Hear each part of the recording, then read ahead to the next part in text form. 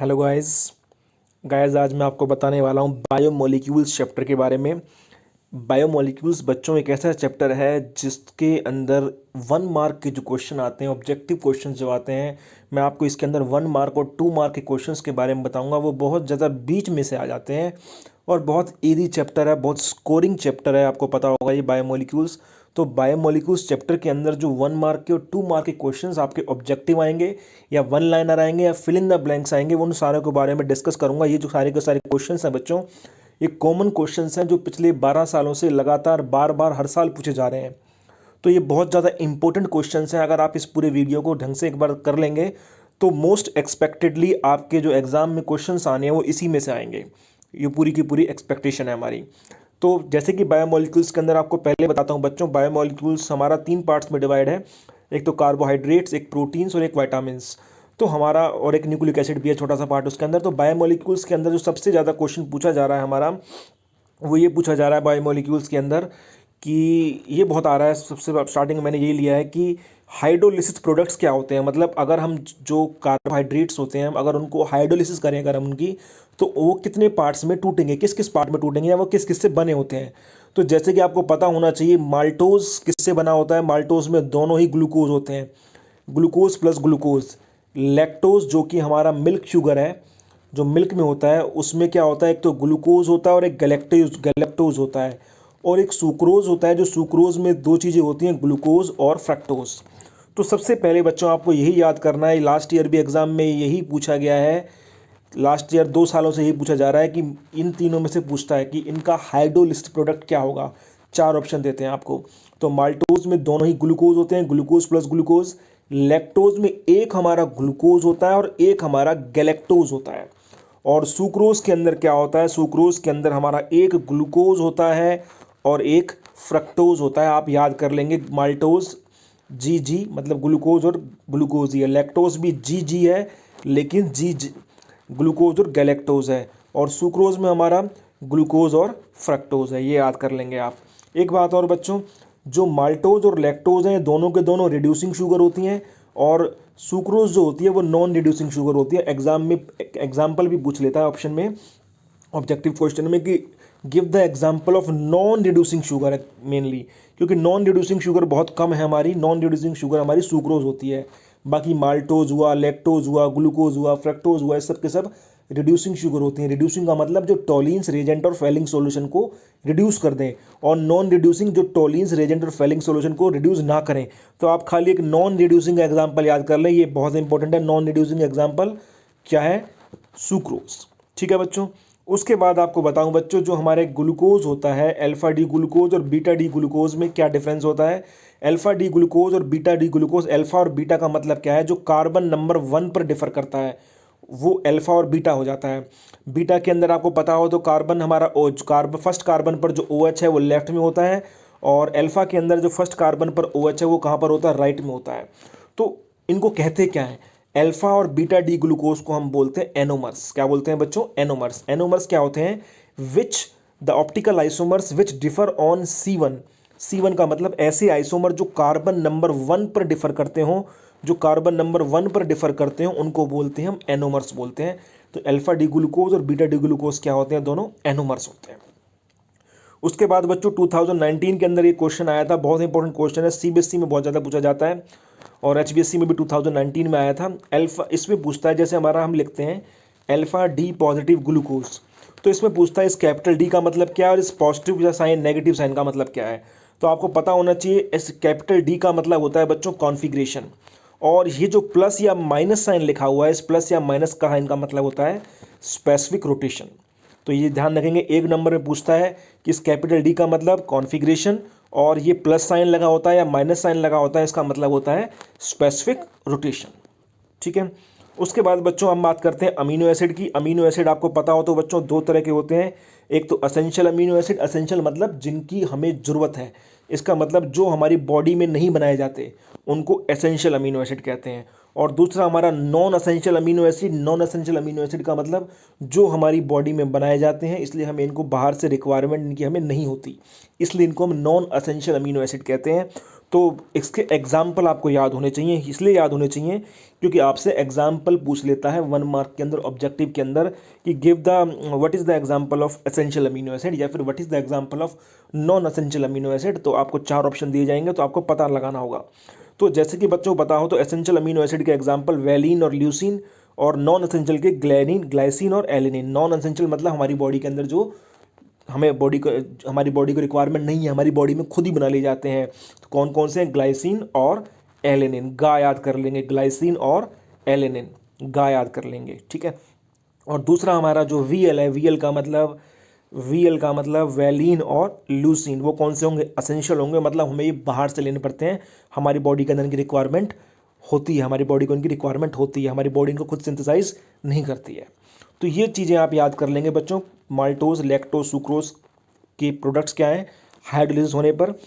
D का मतलब conjugation, plus का मतलब specific rotation. Essential amino acid कौन से हैं? वैलिन और ल्यूसिन, और नॉन एसेंशियल ग्लाइसिन और एलेनिन। इनके एग्जाम्पल लर्न कर लेंगे। ये सारे के सारे क्वेश्चंस बोर्ड में बार बार पूछे जा रहे हैं।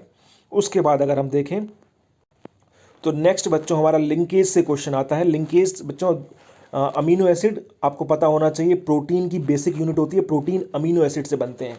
और अमीनो एसिड के अंदर कौन सी लिंकेज होती है आपको पता होना चाहिए? पेप्टाइड लिंकेज, बहुत ज़्यादा पूछा जाता है, very very very important.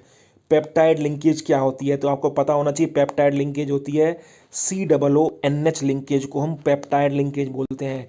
CO और NH के बीच की जो लिंकेज होती है बच्चों, उसको हम पेप्टाइड लिंकेज बोलते हैं।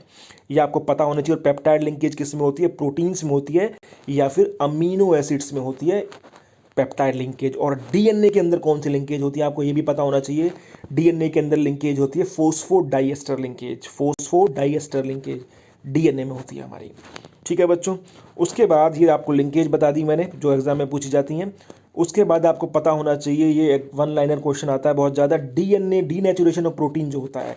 डीनेचुरेशन ऑफ प्रोटीन का मतलब प्रोटीन की जो फिजिकल और बायोलॉजिकल प्रॉपर्टीज़ में चेंज आता है, जब उसके अंदर हम कोई pH चेंज कर दें उसकी, या फिर कोई केमिकल डाल दें उसमें। जैसे कि आपको पता है कि कर्डलिंग ऑफ मिल्क करते हैं, दूध से दही बनाते हैं, दूध में थोड़ा सा खट्टा लगाते हैं तो दूध से दही बन जाती है हमारी, तो वो डीनेचुरेशन ऑफ प्रोटीन होता है। या फिर जो दूध से पनीर बनता है, दूध के अंदर आप नींबू निचोड़ देते हैं, पनीर बन जाता है, दूध फट जाता है, तो वो भी क्या है?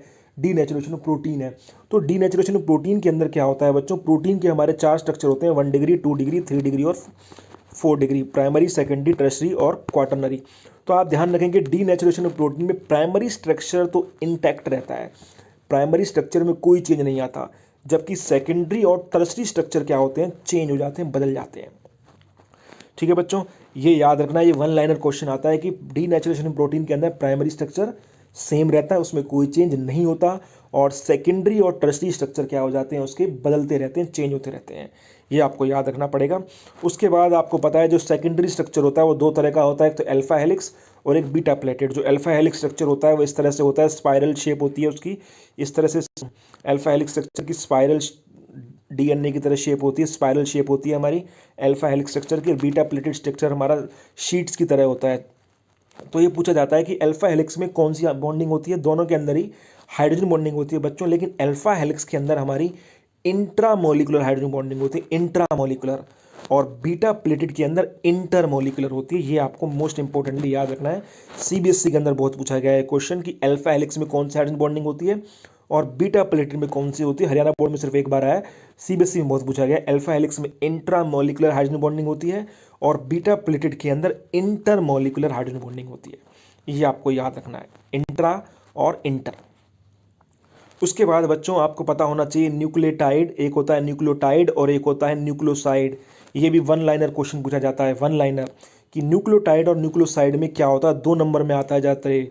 न्यूक्लियोटाइड क्या होता है बच्चों? आपको ध्यान रखो, ट्रिक बता रहा हूँ, T से टाइड और T से 3। न्यूक्लियोटाइड के 3 पार्ट होते हैं और न्यूक्लियोसाइड, साइड हमारी ज़्यादातर 2 ही होती हैं, लेफ्ट और राइट, तो इसका मतलब इसके 2 पार्ट होते हैं। न्यूक्लियोटाइड, टाइड का मतलब T से टाइड और T से 3, मतलब न्यूक्लियोटाइड के कितने पार्ट होते हैं? 3। और न्यूक्लियोसाइड, साइड मतलब 2 साइड होती हैं ज़्यादातर हमारी, लेफ्ट और राइट, तो साइड न्यूक्लियोसाइड में 2 पार्ट होते हैं। कौन कौन से होते हैं? न्यूक्लियोटाइड के अंदर 3 पार्ट्स कौन से होते हैं? एक तो शुगर मॉलिक्यूल होता है, एक बेस होता है नाइट्रोजीनियस बेस, मतलब जिसमें नाइट्रोजन हो, और एक होता है फॉस्फोरिक एसिड। और न्यूक्लियोसाइड के अंदर केवल 2 ही पार्ट होते हैं, खाली शुगर और बेस, फॉस्फोरिक एसिड नहीं होता, फॉस्फोरिक एसिड नहीं होता। तो आपसे पूछा जाता है न्यूक्लियोसाइड और न्यूक्लियोटाइड में क्या डिफरेंस है। आपको एग्जाम में कंफ्यूज हो जाते हैं कि टाइड में क्या है और साइड में क्या है। तो टी से ट्री मतलब इसके अंदर 3 पार्ट होते हैं, ये तीनों, और साइड में 2 पार्ट होते हैं, शुगर प्लस बेस ओनली। इस तरह से आप करेंगे। और एक क्वेश्चन बच्चों लास्ट ईयर भी आया था, वेरी वेरी वेरी, अगर मैं बायोमोलिक्यूल का कहूँ तो सबसे इंपॉर्टेंट क्वेश्चन यही है बायोमोलिक्यूल का, कि डीएनए और आरएनए में डिफरेंस पूछता है। 2 नंबर में बहुत आता है, लेकिन 1 नंबर में क्या आता है, डीएनए में कौन सा बेस होता है और आरएनए में कौन सा बेस होता है। तो डीएनए में होता है थाइमीन और आरएनए में होता है यूरेसिल। याद रखेंगे आप, याद रखेंगे ट्रिक मेरी। तू, टी का मतलब TU, तू, टी का मतलब थाइमीन और यू का मतलब यूरेसिल। टी का मतलब थाइमीन और यू का मतलब यूरेसिल। थाइमीन और यूरेसिल, ठीक है बच्चों। तो अगर आपसे पूछेगा कि डीएनए में कौन सा बेस होता है तो आपको पता होना चाहिए थाइमीन होता है। आपसे पूछेगा कि आरएनए में कौन सा बेस होता है, आपको पता होना चाहिए यूरेसिल होता है। और ऐसे आपसे उल्टा भी पूछ लेता है, आपसे पूछ लेता है कि डीएनए में कौन सा बेस नहीं होता है, तो उल्टी ट्रिक क्या है, नहीं के लिए यूटी। यूटी का मतलब, यू का मतलब यूरेसिल और टी का मतलब थाइमीन। जैसे यूनिट टेस्ट होता है ना यूटी, तो यू का मतलब यूरेसिल, डीएनए में यूरेसिल नहीं होता और आरएनए में थाइमीन नहीं होता, उल्टा होता है बिल्कुल इसका। डीएनए में थाइमीन होता है, डीएनए में हमारा थाइमीन होता है, डीएनए में हमारा थाइमीन होता है तो यूरेसिल नहीं होता, और आरएनए में हमारा यूरेसिल होता है तो थाइमीन नहीं होता। तो आप याद रख लें तू, ठीक है। प्रेजेंट के लिए कौन सा बेस होता है और अब्सेंट के लिए उल्टा हो जाएगा, यूटी हो जाएगा, ठीक है बच्चों। इस तरह से आप कर सकते हैं। और सबसे इंपॉर्टेंट जो 1 मार्क के क्वेश्चन में पूछा जाता है वो होते हैं वाइटामिन्स। इसका एक क्वेश्चन जरूर आता है एग्जाम में। आपको पता क्या होना चाहिए, विटामिन से होने वाली डिसीज़ के बारे में। सोर्सेज तो लगभग सबके बराबर होते हैं, वही एग से मिलते हैं, मीट से मिलते हैं, फिश से मिलते हैं, या फिर हमारा सब्जियों से मिलते हैं, ग्रीन वेजिटेबल से मिलते हैं हमारे। तो इस सबके सब सोर्सेज लगभग सबके बराबर होते हैं। सोर्सेज लर्न करने की कोई ज़रूरत नहीं होती है आपको, सबके कॉमन सोर्स होते हैं लगभग विटामिन के। तो आपको याद क्या करना होता है, खाली इनसे होने वाली डिसीज़। जैसे कि आपको एक तो पता होना चाहिए इनका साइंटिफिक नेम। कुछ हमारे विटामिन हैं जिनका साइंटिफिक नेम भी पता होना चाहिए। तो विटामिन ए का पता होना चाहिए और एक विटामिन सी का पता होना चाहिए, ये इनके साइंटिफिक नेम भी पूछ लेता है। जैसे विटामिन ए का साइंटिफिक नेम होता है, आपको पता हो तो बच्चों, रेटिनॉल। रेटिनॉल क्यों रखा है, क्योंकि रेटिना के लिए, आई की रेटिना के लिए बहुत ज़रूरी होता है। इससे क्या होता है, इससे डिसीज़ क्या होती है, बीमारी कौन सी होती है, जीरोथैलेमिया हो जाती है। जीरोथैलेमिया मतलब हार्डनिंग ऑफ कॉर्निया, या फिर नाइट ब्लाइंडनेस, मतलब जो आई का कॉर्निया होता है वो हार्ड हो जाता है, पत्थर की तरह हो जाता है। या फिर नाइट ब्लाइंडनेस हो जाती है, मतलब रात को नज़र नहीं आता, जिनको विटामिन ए की कमी होती है।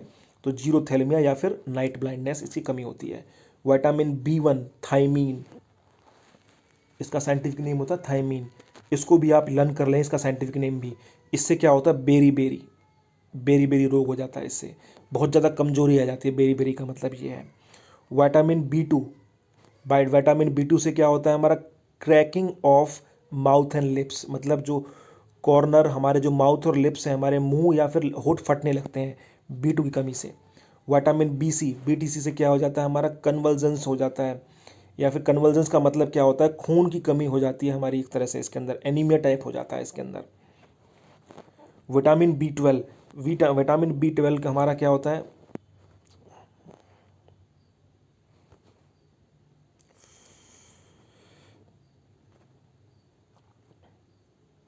विटामिन B12 से क्या होता है बच्चों, हमारा विटामिन B12 हमारा परनीशियस एनीमिया हो जाता है। एनीमिया का मतलब होता है खून की कमी हो जाना, और परनीशियस एनीमिया का मतलब हमारा ये है कि RBC डेफिशिएंसी, मतलब जो हमारा खून है उसके अंदर रेड ब्लड सेल की कमी हो जाती है। विटामिन B12 का एक चीज़ और याद रखनी है आपको, इसको साइनाकोबालामीन भी कहते हैं। साइंटिफिक नेम साइनोकोबालामीन है। एक अकेला ऐसा विटामिन है जिसके अंदर मेटल होता है। कौन सा मेटल होता है, कोबाल्ट होता है। कौन सा मेटल होता है, कोबाल्ट मेटल होता है, ठीक है बच्चों। उसके बाद विटामिन सी, इसका साइंटिफिक नेम जरूर याद करना, विटामिन ए का और विटामिन सी का।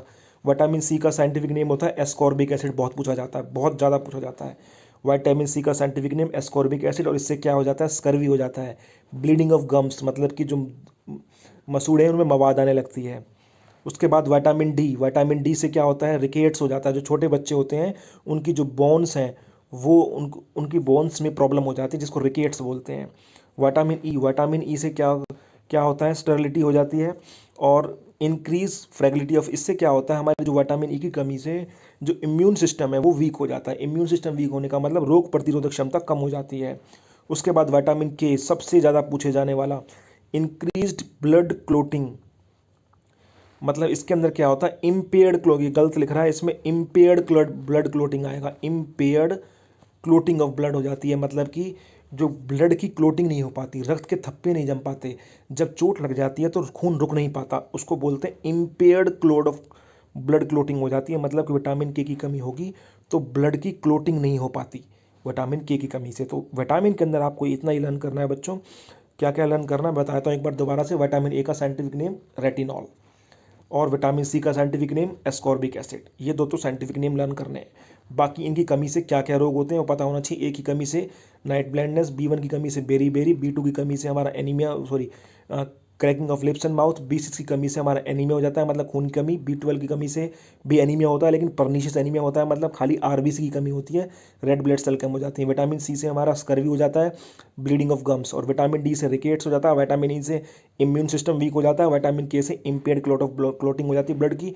इसके अलावा क्या याद रखना है, ऐसा कौन सा विटामिन है जिसके अंदर मेटल पाया जाता है, विटामिन बी12 के अंदर कोबाल्ट होता है। और ऐसा कौन सा विटामिन है जो हीट को सहन नहीं कर पाता, हीट सेंसिटिव होता है, वो होता है विटामिन सी, जो आपके खट्टे पदार्थों में मिलता है। आंवले के अंदर विटामिन सी सबसे ज़्यादा होता है, ये हीट सेंसिटिव होता है, हीट को सहन नहीं कर पाता, गर्मी को सहन नहीं कर पाता। ये आपको याद रखना है, इन्हीं से क्वेश्चन पूछा जाता है जो मैंने आपको बताया है। तो ये आपका बायोमोलिक्यूल्स के बारे में बताया मैंने बच्चों आपको। बायोमोलिक्यूल्स के 1 मार्क के और 2 मार्क के जो क्वेश्चन है जो मैंने आपको बताया वो मोस्ट प्रोबेबली यहीं से सेट हो जाते हैं हर साल। Thank you very much.